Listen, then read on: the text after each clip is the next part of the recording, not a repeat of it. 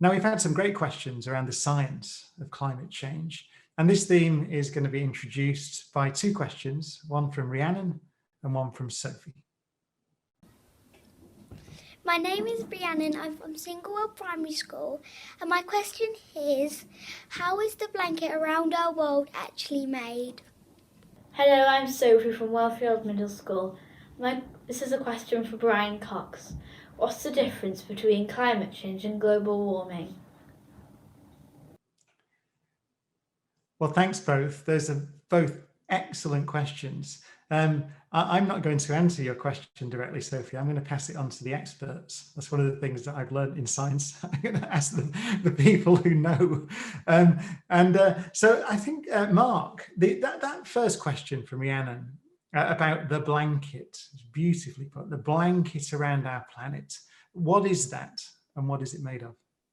Well, firstly, that's a great question. The blanket contains it's a delicate balance of certain gases, certain chemicals in the atmosphere that perform key roles that help us. So, for example, you may have some ozone, and ozone will protect us from harmful UV rays, and so we need ozone. But more in terms of climate change, the blanket is consisting of mainly carbon dioxide, but also other gases that absorb energy, and then as a result, they start to warm the atmosphere. And so there are a number of different types of these types of gases. One of the most important ones is carbon dioxide, and also water vapor can also play a role in this whole climate change process. And blanket is a really nice word, isn't it? It sounds like a really good thing. And I suppose it is a good thing in a sense. I know that the Earth, you'll know better than me, but it'd be freezing cold without them, wouldn't it? Absolutely. I think the blanket is a perfect term for what we're really talking about. But just like a blanket at home, we want to make sure it's clean, and we want to make sure that it keeps us safe, as well as keeping us warm and protected. And that's a really good analogy for what we're talking about here. Emily, would you like to talk about Can I have a go at answering Sophie's question? Yeah. Sophie asked this really good question about what's the difference between global warming and climate change. And what we've been seeing is the world has been warming up. We have had global warming. We're about 1 degree Celsius warmer today than we were 150 years ago. But along with that warming, we've also been seeing many other changes to the climate. So we've been seeing climate change as well as global warming. And those changes are things like the rise of the seas, as so sea level has risen as the ice has been melting and as the water in the oceans have been warming up. We've been seeing more extreme weather around the world. So we've been seeing floods or droughts or wildfires. And it's that collection of changes to the climate as well as the warming, which is causing all the problems that we see associated with that climate change.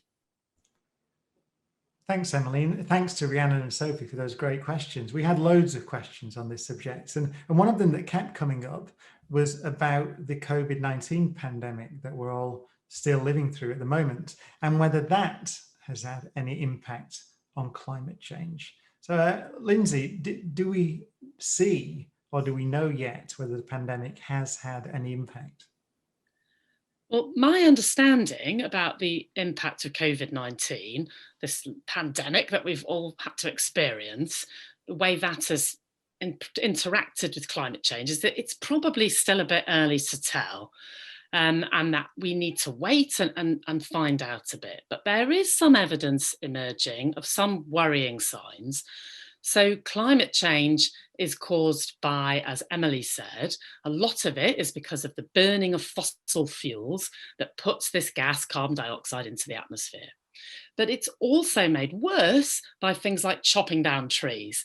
And you may well know that lots of forests are being destroyed to make way for land so that we can grow the crops that we need to eat.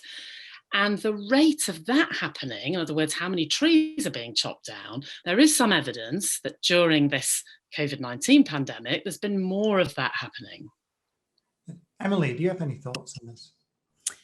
Yeah, so Last year, when so much was stopped, we were all you children were at home doing homeschooling, and people weren't traveling to work, or certainly weren't traveling for holidays. Our emissions of carbon dioxide went down a little bit. And that's a good thing, because it means that we were contributing less to climate change. But the amount by which they went down was quite small. So if we want to really stop the worst impacts of climate change, then over the next couple of decades, we need to completely stop our emissions of carbon dioxide. And to give you a sense of how much they reduced last year, when we all stopped all our activities, my house, if I want to go from my bedroom in the morning down to my kitchen, I have to walk down 16 steps. And the amount of, and so eventually, if we think of that as being the amount we have to reduce our emissions of carbon dioxide, the amount that our emissions reduced last year were equivalent to going down just one of those 16 steps. But what's happened this year is that everything is restarted again, and it's likely that we've gone most of the way back up again. So that's how much, the change that the big changes to our lifestyles that we made last year were only a small part of the changes that we need to make if we're to address climate change.